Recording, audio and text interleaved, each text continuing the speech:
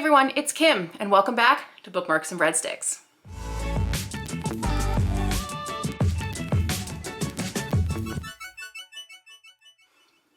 There's been a lot going on, and I just wanted to check in. I'd say my reading has been struggling a tiny bit. If you haven't already seen, I have posted a vlog for when I was in London, and at the end of that vlog, spoilers, I mentioned that two of my team members were diagnosed with COVID after the trip, one of which actually got stuck in the UK for another full 10 days and then got the medical doctor's note to come back to America. And then my coworker got it when he landed back in Chicago. So about 6 days later, after testing negative 2 more times, I ended up testing positive for COVID. This is the first time I've ever had COVID. I am vaccinated, I'm boosted, but when I say it really kicked my ass, it really kicked my ass. I still don't feel well, and it's been about 10 days. I still am peaking a fever. Now, I know the fever is under 100, and some people are gonna go, well, that's not really a fever, but I know my body, and I am not a child. I never grew up as a kid running fevers, so any kind of fever is, to me, an indicator that my body doesn't feel well. And I think the worst thing I've been dealing with is body aches. My upper body has felt like it's been sizzling, like with pins and needles. So like Dan would rub my back to help make me feel better, and I couldn't even bear to have him like touch me. It hurt to wear clothes. It hurt to wear blankets to bed. And then I thought I was getting better, and then Thursday, which today's Saturday as I'm filming this, Thursday my fever came back. So I actually took yesterday off from work, and it's really hard because I actually called my doctor and everything. They said you can keep testing positive for like 90 days after you've tested positive. So this weekend would make 10 days and I'm technically allowed to kind of resume my life. And resume my life, I haven't gone powerlifting. I have felt extremely weak this whole time, and I pride myself on being a strong woman. I am a powerlifter, you know? So this coming Monday, I'll probably be the first time back, God, in nearly 3 weeks 3 weeks since I've really done any heavy lifting. And I always get really paranoid that all of my strength is disappearing if I'm not actively lifting, and my body has been inflamed, like swollen, and it sucks because I'm on this like weight loss medicine. I've got to like lose pounds. I got to get healthy. I put a lot of pressure under myself, and then to get sick on top of it made it even worse. And then of course, it's not even just being sick, it's effing COVID. I really have been quite honestly stressed out, very stressed, because it's weird when you work from home. How hard is it to sit in front of a computer when your only symptoms are things like body aches and a slight fever and you're nauseous? It's a weird dynamic, and one of I think the negative sides of working from home, especially when my coworker, his case of COVID was nothing like mine. He had a fever for a couple days and then he felt fine after a couple days. So, you know, very 5-day turnaround, tested negative. And I have just been ebbing and flowing, and it just feels like a battle every day. I would like to take this moment to acknowledge this is the reason we get vaccinated. This is the reason we get boosted. This could have been a lot worse. And I am very aware of that and very grateful. So I've been trying to count my blessings, but it's been a struggle. And to be honest, I don't even really want to be filming right now. I'd rather be laying down or just doing something mindless, but I'm out of pre-made content. So here I am trying really hard. I should put a timestamp so that you can skip ahead of my COVID woes. So let me go ahead and tell you, well, what have I been reading while I've been sick? The first thing I read is Dirty Produce. I work with Workman Publishing. I am one of their ambassadors, and they sent me a bundle of books at the beginning of this month. I got 5 in total. This was one of them. And if you have never seen this book before, it is a picture book not for children. It's a picture book. Like, I don't know what else to tell you, but it's so funny. It was just really cute. It was nice to just show it to Dan and just have like a giggle about it. So I don't really know. It was super cute. And when your mind is like fuzz, this was super adorable. I will, in my monthly haul, or my book haul in general, mention all the books that I got from Workman Publishing. The other book I was reading this week is Taste of Control, Food and the Filipino Colonial Mentality Under American Rule by Rene Alexander de Orqueza Jr. So this is another book, the second in the Jacques Pepin book series that's hosted by Boston University's gastronomy program. These are free for anyone to attend. I bought the book ahead of time. That was my own choice. You do not have to. And it was a really great author's talk. This was just yesterday. I'm about a third of the way through. This is only a 150-page book. I've put it down temporarily just because I wanted to read something in the fiction space, but I will finish it. My goal is actually to finish it this weekend. The most important thing about this book is that it is about when the Americans, the US, have control over the Philippines, and they talk about racial inequality through the world of food. So you get a lot of the madams who have come to the Philippines who talk down about the Filipino food and how it's not cultured or they don't eat with utensils. And it was really interesting to see the clash of food cultures, especially because the US are the ones who they have colonial control over the Philippines, and they don't really take the opportunity to take that food and make it into their own. Let me read one of the quotes on the back for you. Taste of Control tells what happens when American colonizers begin to influence what Filipinos ate, how they cooked, and how they perceived their national cuisine.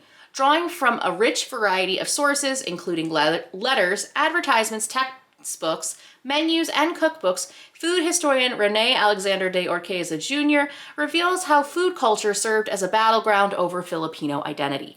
I have really enjoyed, this is now the second Jacques Pepin book talk I have sat in on, and I really find it interesting. It's a different part of the food writing world I don't spend a lot of time in, which is very specific food history, but food and almost like an anthropological lens on how we've shaped identities and cultures around food.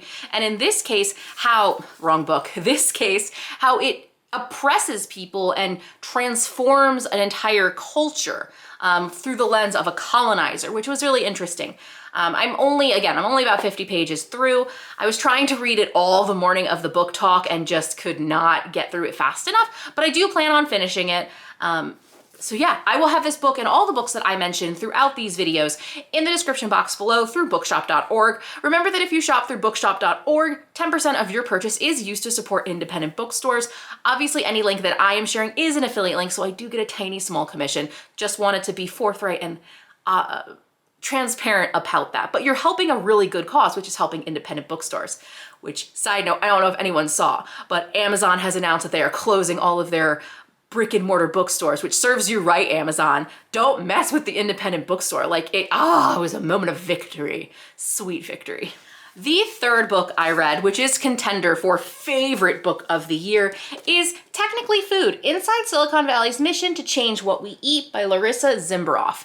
I actually follow the author on Instagram. We've actually talked about it because I thoroughly loved this book. This book is oh my gosh. Okay, let me read the back for you. Or actually, I'll read the inside cover for you. Eating a veggie burger used to mean consuming a mushy, flavorless patty that you would never confuse with beef. Very true.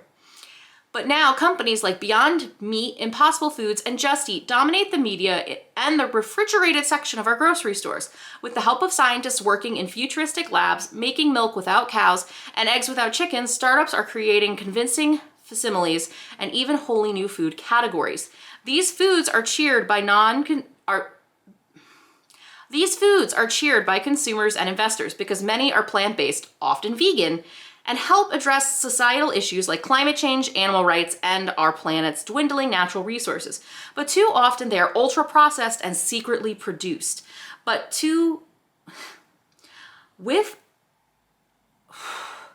of our personal health? What do we give up by embracing a technology-driven food supply?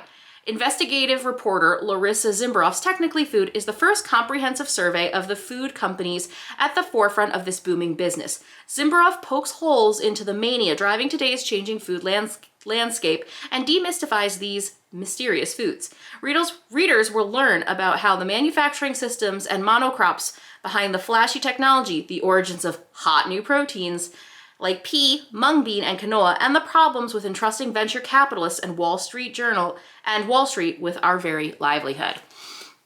So like I said, this is a book that is on the list for top favorite book of the year. I have been dying to see more books like this. I have mentioned earlier this month, I actually read The $1 Billion Burger, which is about cell-based meat. I think food tech is my newfound passion. I am very excited about the future of food, but there are a lot of questions we need to be asking. And as someone who works in food, I make ice cream for a living. As someone who works in this industry, knows a little bit of the lingo and a little bit of the supply chain. I have 6 years of experience in this industry. I'm so excited to see investigative journalists because they're pushing beyond the marketing, pushing beyond what you see on the website and asking some really important questions, not only about the environment and the supply chain, but also the nutrition and the end product and what it does to our body. If you hadn't seen on the community tab recently, I was asking for a poll of what everyone was interested in me covering on the future of the channel. I do think I will be moving into a series or taking a part of the Read and Discover YouTube series I have, which you haven't, go watch it. And a couple future episodes are going to focus on future innovation and future food. So the first one I anticipate filming, I'm waiting for the product to arrive, is one of the chapters is about algae and the role of algae in food and the future of the planet. So I actually ordered some algae and seaweed based snacks that I'm gonna try on camera and try them with Dan. And we'll have a discussion about algae. There's other areas of the book that get covered, like plant-based meats, mushrooms and koji, and tons of other things too, like the Just company, like Just Mayo, egg replacements and things like that. So if there's any specific food you want me to cover, let me know. I'll give you all of the chapters from this book so you have an idea of what we could cover. Some things, I will admit, are very hard to cover. Cell-grown meat, there was a whole chapter about it, but all of the companies that I want to get product from, they're not available nationally yet. They're actually fighting with the FDA to get certain regulatory inspections done, but that's a whole other conversation. And I will make a video about it. You just won't get to see me eat it. So here are 8 different things we could cover. Algae, fungi, which includes mushrooms, pea protein, milk and eggs, upcycling, plant-based burgers, vertical farms, and cell-based meat. Those are the 8 chapters, along with what are we selling and what are we buying, that are covered within this book. So if any of them jump out to you and you want to learn more about it, like mushrooms being used to make burgers and jerkies, hit me up in the comments below. That'll help me gauge where to start on this journey. I am super excited to try it, but I will say a lot of it's super expensive. So if you guys are not gonna watch a video about, I don't know, like upcycled food, like let me know now so that I don't go buy all the ingredients and then just not enjoy the experience. So those are the 3 most recent reads that I have. I am 4 chapters into Sadie on the Plate by Amanda Elliott. This is a new March publication that came out. Penguin Random House did send me a finished copy. Thank you so much. The book actually came out March 14th, so I am trying to get it done this weekend so I can review it. I feel bad. Like, I'm so grateful when publishers send me books. I don't want them to sit on my shelves forever, so I tend to prioritize these. I am actually listening to it and I really love it so far. Sadie has lost her job after she was dating her boss at the restaurant. They broke up, but there's more to it than that. We just haven't gotten that far in the book yet. And right now she is on a new TV show, not a new TV show. She's on the newest season of the TV show Chef Supreme, which might be a reference to Top Chef. There's going to be some romance. It's a rom-com foodie book. I'm super excited and I'm really enjoying it so far. I am trying to get this done this weekend as well. And of course, there are tons of other books I want to be reading, but one that I do want to prioritize is another new March 2022 release. And this is Christina Tozzi's memoir, Desserts Can Save the World. She is the founder of Milk Bar, and prior to Milk Bar, worked under David Chang under the Momofuku Empire. She is well known for her Milk Bar cereal milk desserts, and her cereal milk ice cream. So the only other thing I wanted to mention is that this is a hardcover book, right? But look at how strange the size is. It's almost the size of a paperback, but not quite. It's actually a little bit bigger than a paperback, but it's in hardcover format. It's not as, I'm not doing it justice. It's just weird. It feels weird in my hand. It almost feels like a middle grade hardcover book. I'm still super excited to read it. Like, that's not gonna stop my experience. I'm gonna sound like such a jerk. I am not a fan of this cover. This looks very much like Food Network. It doesn't look like a memoir, and I'm not quite sure why. And like the fonts are slightly larger than I'm expecting. It's supposed to be a memoir, but it says stories, secrets, and recipes from a stubbornly joyful existence. So maybe I will cook one of these recipes, but like, here's another example. Don't you think these margins look kind of strange? Maybe it's me. So that's everything that I read recently and what I plan on reading in the near future / am currently reading. If you want to keep more up to date, down in the description box below, you can find links out to my Instagram and also to the Read It and Eat subscription box. On Instagram, you'll find out what I'm currently reading, what new book mail I have, and what the latest and greatest limited edition boxes are for Read It and Eat. Right now I have two smaller boxes. One is a tea box and one is chocolate themed, with portions of these proceeds from each box going to support the World Central Kitchen. If you don't know World Central Kitchen, this is a nonprofit ran by Jose Andres, which is on the ground right now in Ukraine, feeding the people who are in Ukraine and also those that are fleeing for their safety. This is one of the direct ways that you know your dollars and contributions are going to feed people who desperately need it. And I'm just trying to do what I can to help others. On the way down, don't forget to hit like and subscribe. Stay safe, everybody. If you think you have COVID, please stay home. This is no fun. I will see you in the next one though. Thanks for watching. Bye.